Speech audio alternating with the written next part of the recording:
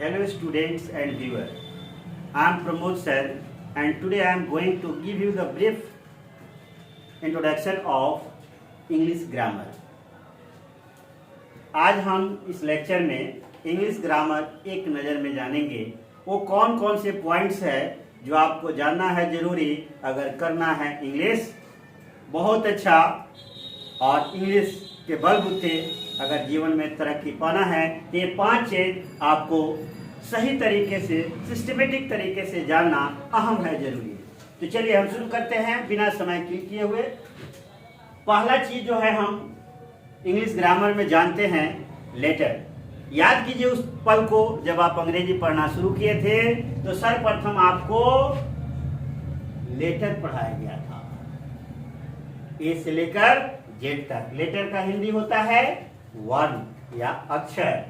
अंग्रेजी भाषा में कितनी लेटर होती है? 26। यहां तक तो आप जानते हैं, लेकिन महत्वपूर्ण खेल शुरू होता है यहां से। 26 लेटर तो जानते हैं, लेकिन इससे निकलने वाले 44 साउंड जो है 44 साउंड वो नहीं जानते हैं, जिसके वजह से आपको बहुत सारे दिक्कतें होती है, परेशानियां होती है। तो उन्हीं दिक्कत और परेशानी को जड़ से मिटाने के लिए हमें 44 साउंड जानना जरूरी है। जब हम लेटर जान जाते हैं तो दूसरा अहम चीज जानना हमारे लिए जरूरी है वर्ड। हम वर्ड कैसे बनाते हैं? ये 26 जो हम लेटर पढ़े हैं उन्हीं में से कुछ लेटर्स को मिलाकर हम भिन्न भिन्न वर्ड बनाते हैं।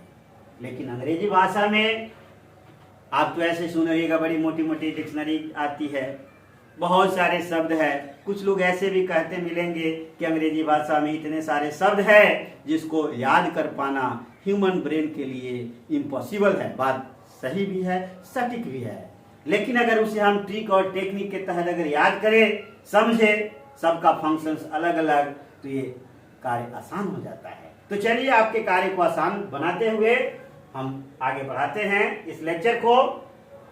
अंग्रेजी भाषा में टोटल वर्ड कितने होते हैं? मात्र 8 प्रकार का, 8 टाइप्स। कहने का आशय है कि मात्र 8 प्रकार का वर्ड होता है अंग्रेजी भाषा में। अगर ये आपका मोटो क्लियर हो गया कि 8 प्रकार का है, किसका क्या कार्य है, तो अंग्रेजी की यात्रा आपकी बड़ी आसान हो जाती है और अंग्रेजी पढ़ने में मन लगता है, जिसे हम पार्ट्स ऑफ स्पीच के रूप में पढ़ते हैं। जब हम वर्ड बनाना जान जाते हैं तो उसके आगे हम जानते हैं सेंटेंस बनाना।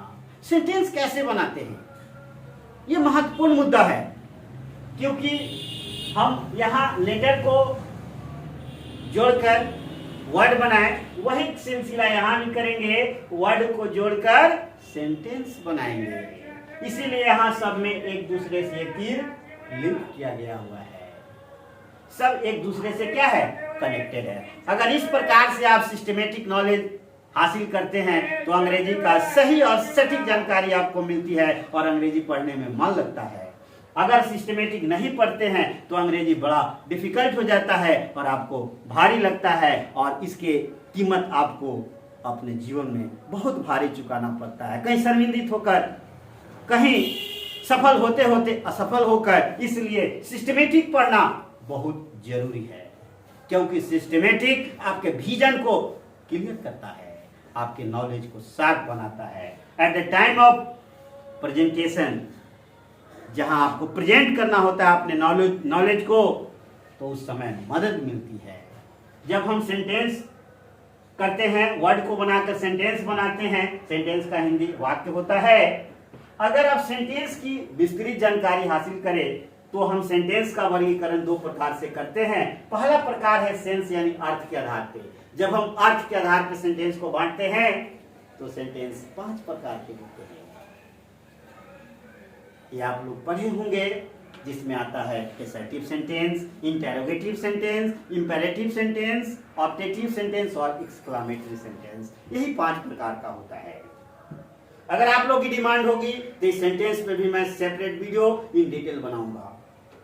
अगर अर्थ के स्ट्रक्चर के आधार पे अगर हम सेंटेंस को बांटते हैं, यानी बनावट के आधार पे, तो सेंटेंस 4 प्रकार का होता है। Simple sentence, compound sentence, complex sentence और चौथा कंपाउंड कॉम्प्लेक्स सेंटेंस। ये 4 प्रकार का होता है। तो ये हमारा अंग्रेजी ग्रामर जो पढ़ने का जो शुरुआत किए थे यहीं तक समाप्त नहीं हो जाता है।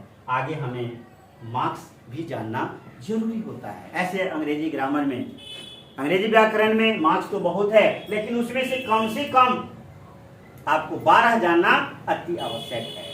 कहाँ फुल स्टॉप का प्रयोग होगा, कहाँ कोमा का प्रयोग होगा, कहाँ सेमीकोलन का प्रयोग होगा, कहाँ कोलन का प्रयोग होगा, कहाँ इन्वर्टेड कोमा का होगा, कहाँ कैपिटल लेटर का, ये प्रयोग जानना अति आवश्यक है।